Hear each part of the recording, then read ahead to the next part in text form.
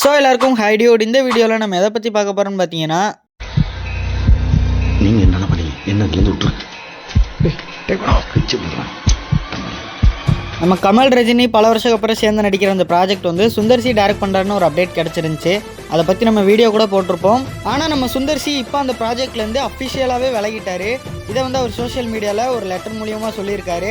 இந்த படத்தோட அப்டேட் வரும்போதே வந்து நிறைய பேருக்கு எக்ஸ்பெக்டேஷன் அதிகமாக இருக்கும்.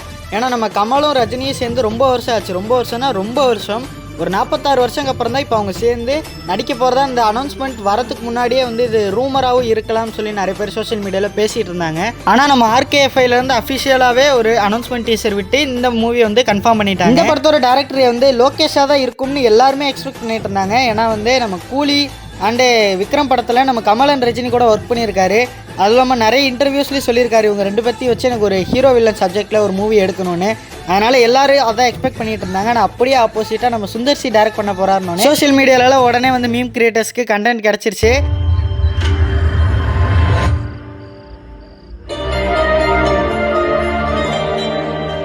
அண்ணாத்த 2 வந்து ரெடி ஆகுது, இல்லை அரண்மனை 5 ரெடி ஆகுது, ஆம்பளை 2 ரெடி ஆகுது, இந்த மாதிரி வந்து நிறைய இது வந்து லோகேஷ்க்கு வர வேண்டிய படம். லோகேஷ் கனகராஜ் வந்து கூலி மூவியை கரெக்டாக எடுத்திருந்தாருன்னா இந்த படம் அவர் கிடைச்சிருக்கும். இந்த ப்ராஜெக்ட் வந்து அவர் மிஸ் பண்ணிட்டாரு அப்படின்னு சொல்லி நிறைய பேர் மீம்ஸ் போட்டுக்கிட்டு இருக்காங்க.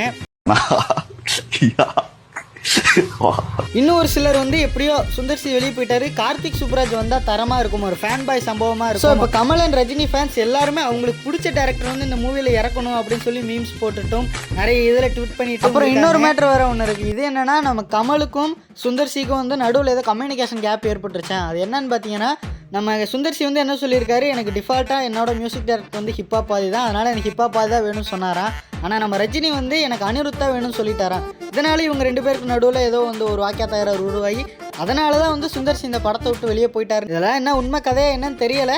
ஆனால் சுந்தர்சி வந்து அந்த நோட்டீஸில் அவர் சொன்னது, என்னால் ஒரு தவிர்க்க முடியாத ஒரு காரணத்தினால அந்த மூவிலேருந்து நான் விலகுறேன், இது ஒரு நல்ல மூவி தான், நான் மிஸ் பண்ணாலும் நாங்கள் வேறு ஏதாவது ஒரு ப்ராஜெக்டில் நாங்கள் சேர்ந்து ஒர்க் பண்ணலாம் அப்படின்னு அந்த நோட்டீஸில் அவர் சொல்லியிருக்காரு. கொஞ்ச நாளே வந்து இவங்க அஃபிஷியலாக அந்த மூவியை யார் தான் டைரக்ட் பண்ண போகிறாங்க அப்படின்றத கன்ஃபார்ம் பண்ணிடுவாங்க. அஃபிஷியல் அப்டேட் வர வரையும் அமைதி காப்போம் ரஜினி அண்ட் கமல் ஃபேன்ஸ் இருக்காங்க. ஸோ அவ்வளோதான் டியூட் இந்த வீடியோ. நெக்ஸ்ட் வீடியோவில் பார்க்கலாம். Tata bye bye, see you.